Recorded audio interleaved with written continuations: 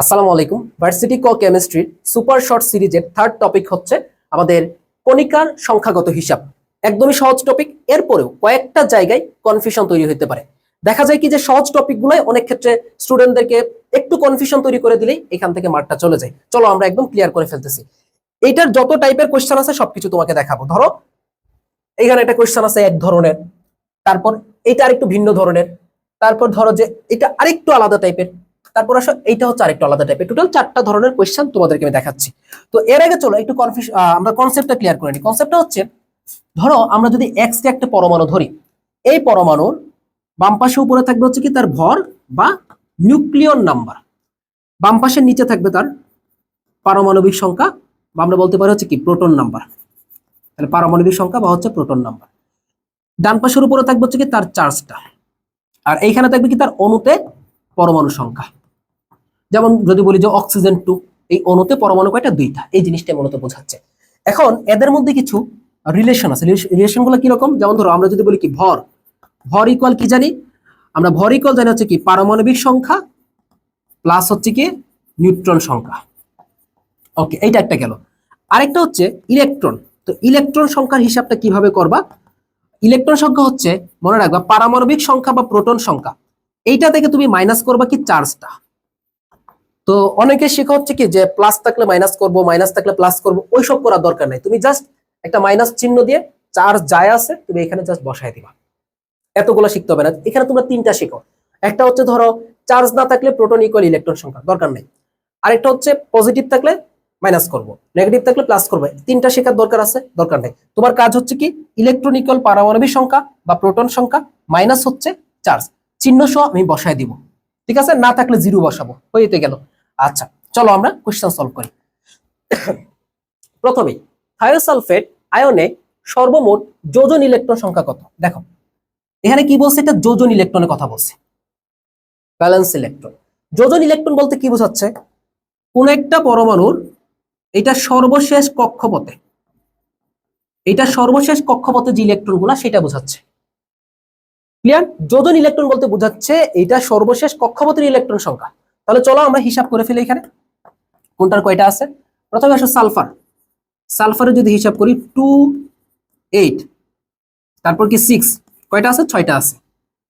এরপর আসো oxygen, same জিনিসই 2 6, কয়টা আছে?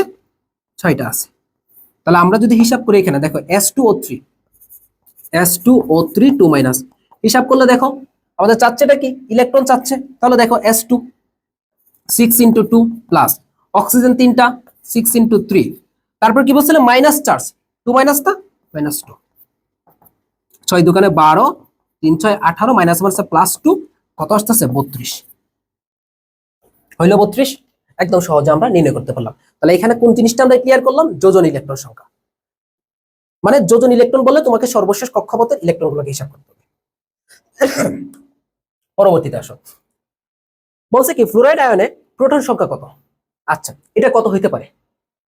যেউ এই ইউনিটে 16 17তে আসছে। ফ্লোরাইড আয়নে প্রোটন সংখ্যা কত? চলো আমরা সলভ করি।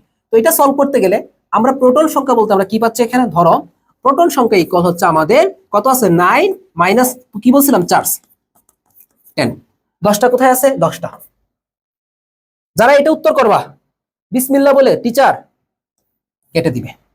ঠিক আছে, দেখো এইগুলা ভুল হওয়ার মতো কিচ্ছু না, কিন্তু সমস্যাটা কোথায় হয়? একটু সতর্কতা কম থাকে, একটু সতর্কতা কম থাকলে এগুলো ভুল হয়ে যায়।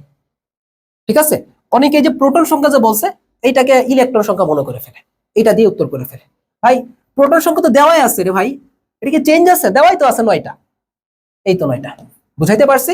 দেখো এই জিনিসগুলা সহজ, একদম পান্তা ভাতের মতো সহজ, এরপরও টিচাররা দেয় একটু কনফিউশন তৈরি করার জন্য। একটু ভালো করে দেখে রাখবা।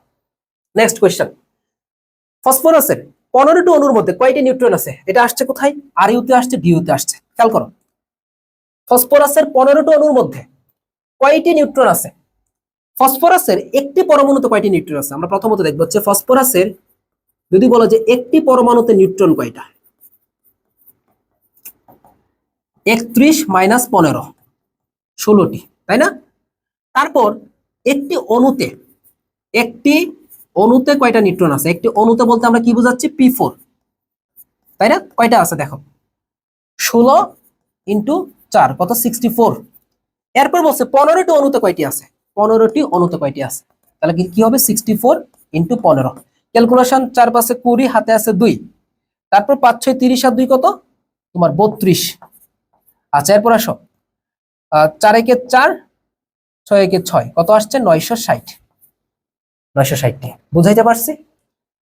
এখানে তোমার 15টা অণু বলতে অনেকে কি মনে করতে পারে যে একটা অণুতে হচ্ছে তোমার 16টা, তাহলে হচ্ছে মানে সরি একটা পরমাণু হচ্ছে 16টা, এটাকে অনেকে পরমাণু ভাবতে পারে, সরি একটা পরমাণুতে 16টা, এটাকে অনেকে অণু ভাবতে পারো, ভেবে হচ্ছে এটাকে তোমরা কি করতে পারো 15 দিয়ে গুণ করতে পারো, ভুল হবে কিন্তু। তো এগুলো একটু খেয়াল রাখবা, ঠিক আছে।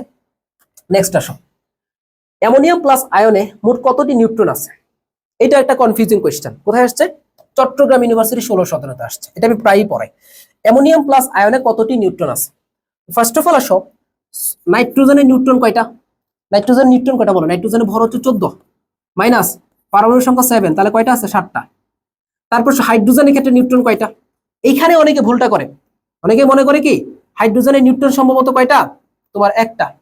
আরে ভাই হাইড্রোজেনে তো নিউট্রনই নাই, হাইড্রোজেনে তো নিউট্রনই নাই। আচ্ছা তারপরেও ধরো মানলাম এইখানে একটা ভুল হইতে পারে, আরেকটা ফাঁদ আছে, আরেকটা ফাঁদ দেখো, সেটা হচ্ছে NH4 প্লাস নিউট্রন সংখ্যা যখন হিসাব করতে যাবে 7 প্লাস 0 মাইনাস চার্জ, কি মাইনাস চার্জ, 7 - 1 = 6। অবস্থাটা বুঝতেছো? মানে দুইটা ফাঁদ দিয়ে দিছে। এটা মিস্টেক এত সহজে হয় না, বাট যাদের হওয়ার দরকার তারা ঠিকই এখানে ভুলটা করবে, বাট এটা ভুল হওয়ার কথা না। তাহলে প্রথম মিস্টেক হচ্ছে নিউট্রন সংখ্যাটা অনেকে প্যাচ লাগাইতে পারে। দ্বিতীয় মিস্টেকটা হচ্ছে বড় মিস্টেক, এখানে অনেকে যে চার্জটা দেওয়াতে কি করবে, এখানে মাইনাস করে ফেলবে, মাইনাস করে এখানে প্যাচটা লাগাবে। ভাই চার্জ তো মূলত কি ইলেকট্রন আদান প্রদান, পজিটিভ মানে কি ইলেকট্রন চলে যাচ্ছে, নেগেটিভ মানে কি ইলেকট্রন আসতেছে, নিউট্রনের সাথে তো এটা রিলেশন নেই। আমরা এমনিতে মনে রাখতে পারি নিউট্রন কয়টা, এখানে 7টা। কয়টা নিউট্রন? 7টা নিউট্রন আছে। তো আশা করি এই টাইপের জিনিসগুলো আসলে তোমাদের ইনশাআল্লাহ কোনো প্রকার ভুল আর কখনোই হবে না।